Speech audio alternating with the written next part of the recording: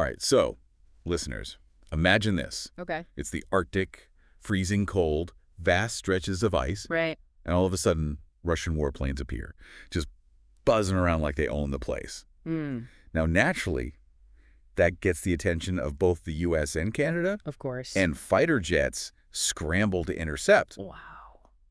We're talking a real-life game Yeah. of aerial cat and mouse Oh, yeah. in one of the most remote and unforgiving environments on Earth. Yeah, the Arctic is fascinating. Absolutely. You know what's really interesting here? What's that? It's the why behind this whole icy showdown. Right. We often picture the Arctic as this desolate, frozen wasteland, Yeah. but it's rapidly transforming into a geopolitical hotspot. Okay, so let's unpack this a bit. Sure. We've got this CBS News article detailing these Russian warplane interceptions, so that's our main source today. Right. So what's the mission for our deep dive today? Well, I think our mission today is to go beyond the headlines and really try to understand the forces that are driving this new Arctic tension. Top Gun meets climate change, Yeah. Yeah, exactly. with some international intrigue thrown in. Oh, absolutely. Because as the ice melts, Yeah. the Arctic is revealing new shipping routes, untapped resources, and a whole lot of strategic opportunities. It's true, yeah. So it's not just about who controls the ice itself. No. It's about who controls what's underneath it, right? Then it... And who gets to sail through it. Exactly. And that's attracting attention from some major players. Like, ooh, Russia, China, the U.S. everyone wants a piece of the Arctic pie. That's right. Okay, so let's dive into the details of that fighter jet interception. Okay. What exactly happened? So NORAD. NORAD, that's the North American Aerospace Defense Command. Yes, that's right. Right. They spotted these Russian warplanes flying into what's called the Arctic Air Defense Identification Zone. Okay. Now, it's not technically their airspace, Right. but it's close enough to trigger a response. And they did respond. Oh, yeah. NORAD scrambled a pretty impressive force. Canadian CF-18s, American F-35s, Wow. and even an E-3 AWACS, which is essentially a flying radar station. An AWACS, wow. They don't usually send those out for, like, casual flybys? No, deploying an AWACS definitely indicates that NORAD considered these Russian flights to be more than just routine patrols. What do you think they were doing? Well, they likely suspected intelligence gathering, Wow. or perhaps even a test of North American response times.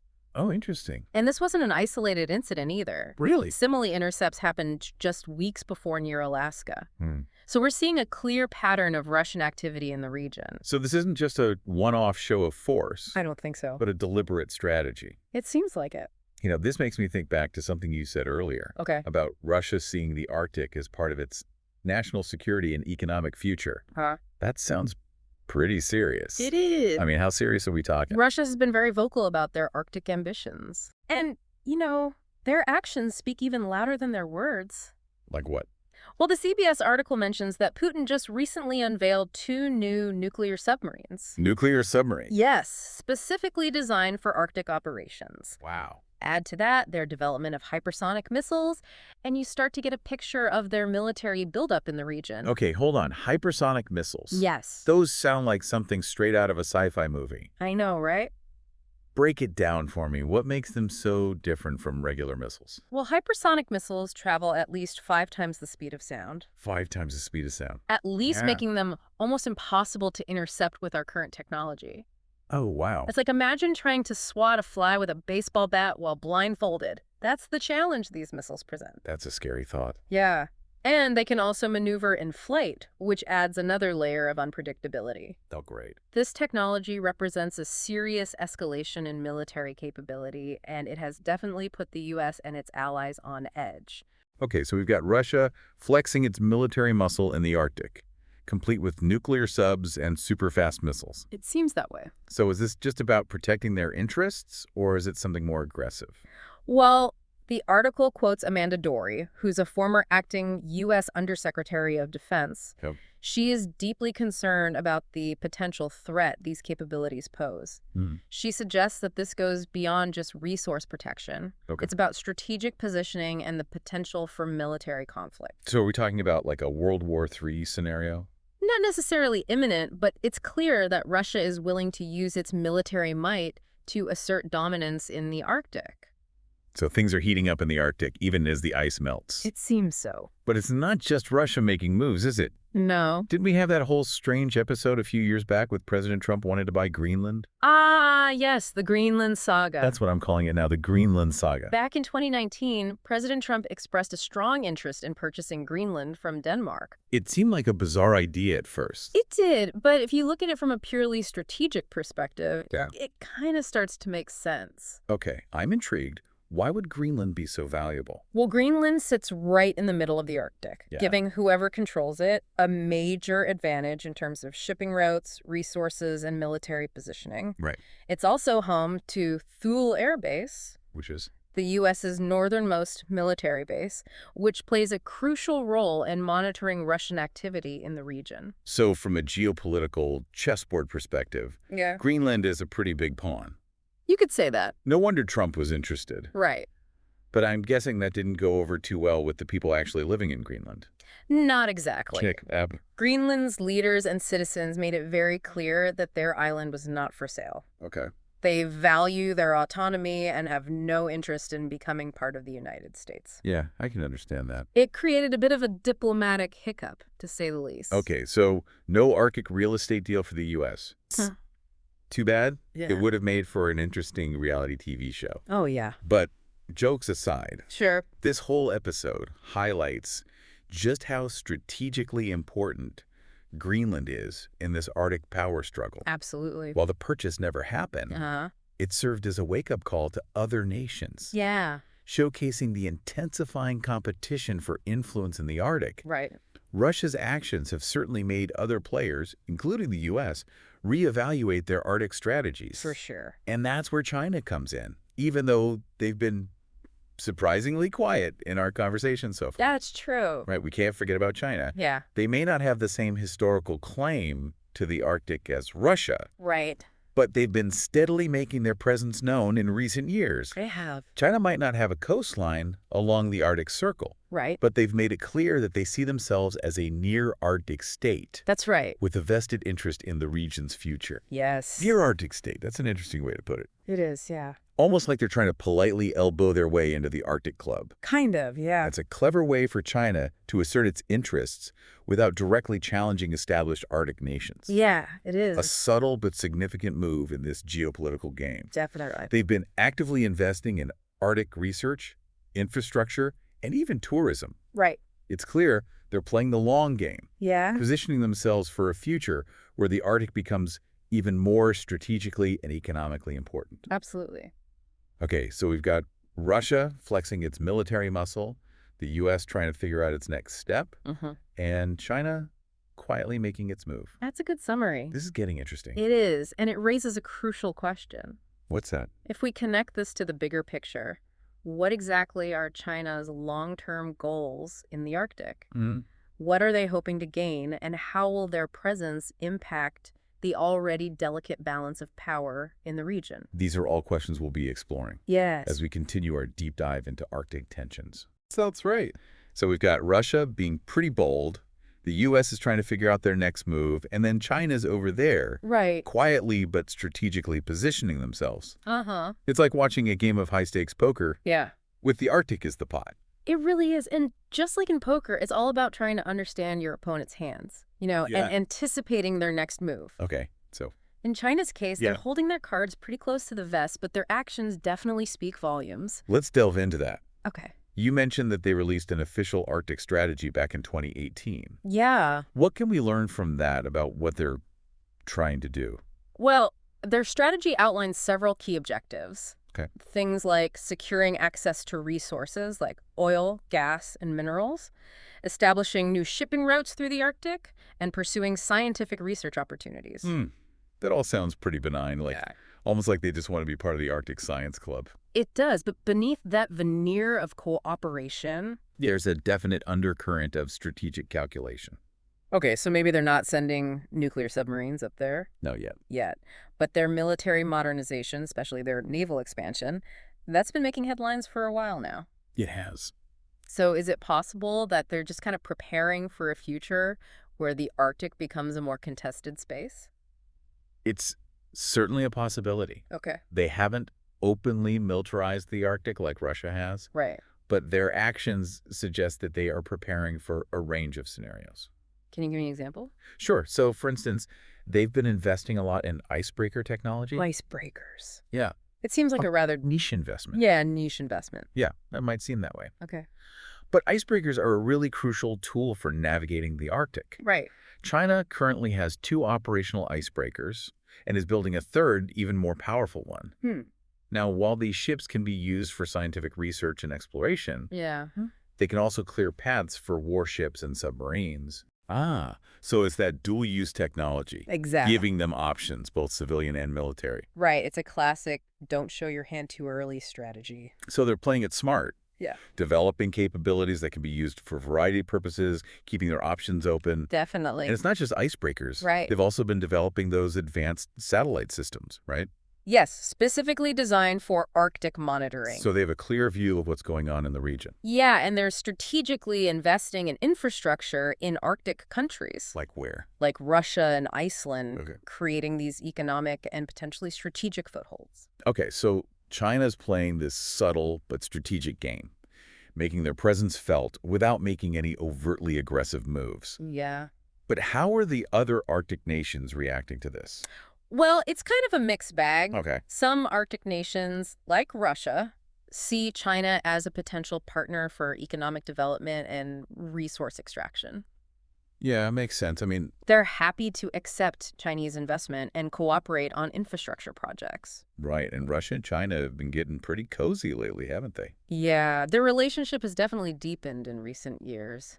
Driven by... Shared geopolitical goals Right. and a pragmatic understanding of each other's strengths. A common interest in pushing back against what they see as Western dominance. Definitely. But other Arctic nations, Yeah, particularly those in NATO, are a little more cautious right. about China's growing involvement. Yeah, countries like Canada and Norway are a bit wary of China's long-term ambitions Yeah. and the potential for them to challenge Western interests in the region. So it's a real balancing act for these Arctic nations. It is. On the one hand, they're drawn to the potential economic benefits, Yeah, Chinese investment and cooperation. right. But on the other hand, they're concerned about becoming too reliant on China Yeah, and kind of jeopardizing their security relationships with the West. it's a tightrope walk for sure. And this dilemma isn't just playing out on the national level. No. NATO as a whole is also grappling with how to approach China's growing influence in the Arctic. Definitely. They recognize China's economic power and potential influence, Uh-huh. but they're also wary of their military modernization and increasingly assertive foreign policy. Yeah. So NATO kind of finds itself in a bit of a pickle. Yeah, you could say that. They don't want to antagonize China, Right. but they also can't afford to ignore the potential challenges. That's right. What options are they considering? Well, one approach is to try to engage China constructively, Okay. encouraging them to adhere to international norms and regulations in the Arctic. Okay. This would involve fostering dialogue, collaborating on areas like environmental protection and search and rescue, Right. and even exploring some limited military-to-military exchanges. Essentially, they're trying to bring China into the fold Yeah, and hope they play by the established rules. right. But is that a realistic expectation given China's track record? That's a good question. In other areas, like the South China Sea, It is? they've shown that they're willing to assert their interests even when it clashes with international norms. It's true. So, while engaging them diplomatically is a necessary first step, Uh-huh.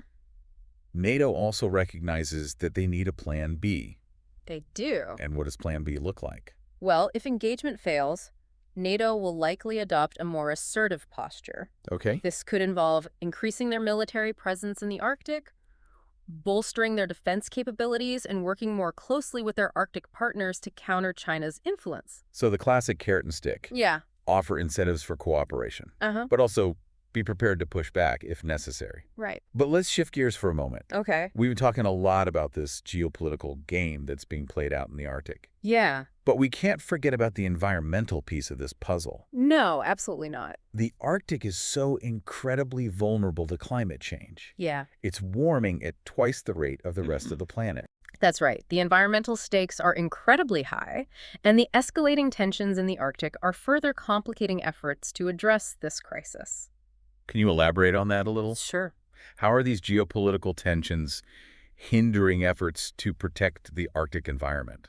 Well, For one thing, increased military activity with ships, submarines, and aircraft going through the region creates noise pollution, which disrupts marine life and interferes with crucial scientific research. Okay. And then there's the potential for oil and gas exploration, which is driven by the melting ice. Right. That raises concerns about potential spills and irreversible damage to fragile ecosystems. Not to mention the risk of accidents Yeah. or even conflict. Right. The more military hardware you concentrate in a relatively confined area, the higher the chances of something going wrong. Yeah, an oil spill or a Yeah. military confrontation in the Arctic. Yeah. That would be disastrous. It would, both for the environment and for international relations. The Arctic ecosystem is incredibly delicate and interconnected. Right. A major environmental disaster in that region could take decades, if not centuries, to recover from. It's like a vicious cycle. Yeah, Climate change makes the Arctic more accessible, right. which leads to increased competition for resources and militarization. But then that same competition and militarization makes it even harder to address those root causes of climate change and protect that fragile Arctic environment. Yeah, you hit the nail on the head. It's a complex and interconnected problem. It is. Finding solutions requires this really multifaceted approach. Like what? Things like international cooperation, a genuine commitment to sustainability, and a recognition that the fate of the Arctic is inextricably linked to the fate of the planet as a whole. So far, we've been focusing on the actions and strategies of nations. Yeah. But what about the people who actually live in the Arctic? That's a great point. I mean, their voices often get lost in these global discussions. You do. But their perspectives are crucial for understanding the full impact of these geopolitical shifts. You're absolutely right. We can't ignore the human dimension of this story. Yeah. The Arctic is home to indigenous communities who have thrived in this challenging environment for centuries. Yeah. Their livelihoods, traditions, and very existence are now being threatened by climate change, resource extraction, and militarization. Yeah, it's a really powerful reminder that behind all this geopolitical maneuvering and military posturing, Right. there are real people whose lives and cultures are so deeply intertwined with the Arctic. Yeah, and their voices definitely need to be heard in this conversation. So tell me more about these communities. Well, these communities are really on the front lines of climate change. Yeah. They're witnessing firsthand the melting glaciers, the shrinking sea ice, and the changes in the migration patterns of wildlife. Wow. And on top of that, they're also dealing with the impacts of resource extraction and militarization. Right. As their traditional lands are disrupted and their way of life is being threatened. So it's not just an abstract geopolitical game for them. Yeah. These global shifts are having a real tangible impact on their daily lives. Yeah. And their cultural heritage. Exactly. And despite all of these challenges, they're showing this incredible resilience and resourcefulness. That's inspiring. It is. They're organizing, they're advocating for their rights, and they're working to adapt to this rapidly changing environment. I'm glad to hear they're not just giving up. So Yeah. what are some of the ways that they're pushing back and protecting their interests?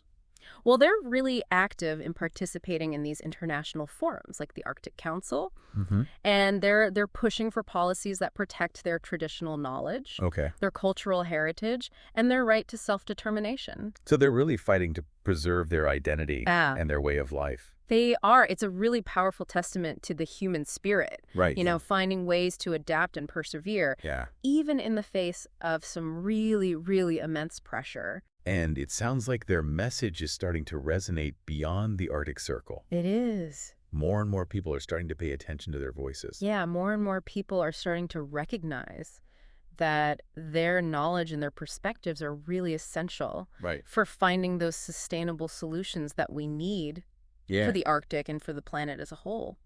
You know, that gives me a glimmer of hope.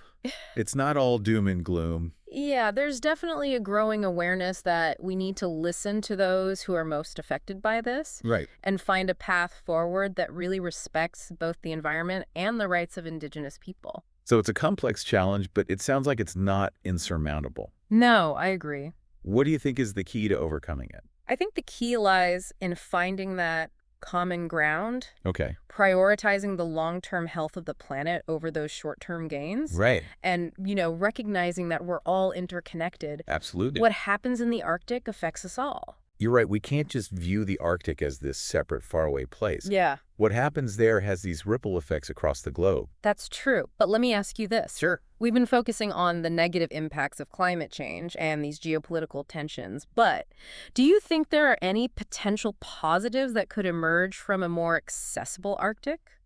I mean, new shipping routes, for instance? Yeah.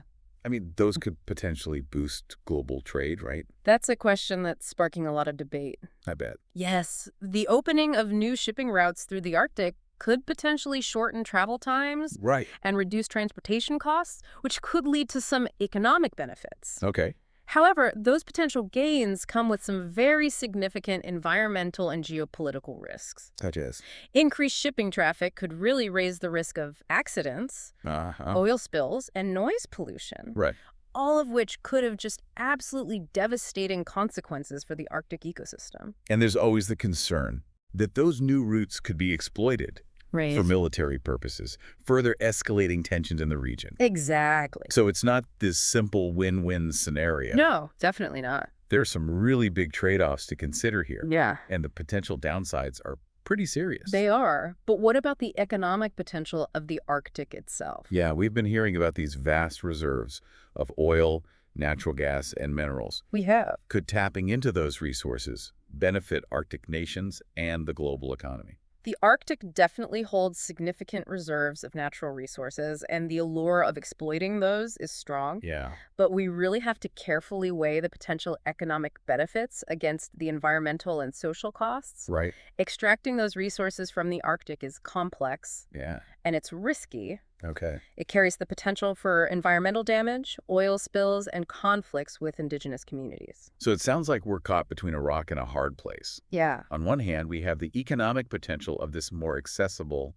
Arctic. Ah. On the other hand, we have all the environmental and social risks that come with that increased activity. That's right. It's a classic dilemma of our time, Yeah. short-term gain versus long-term sustainability.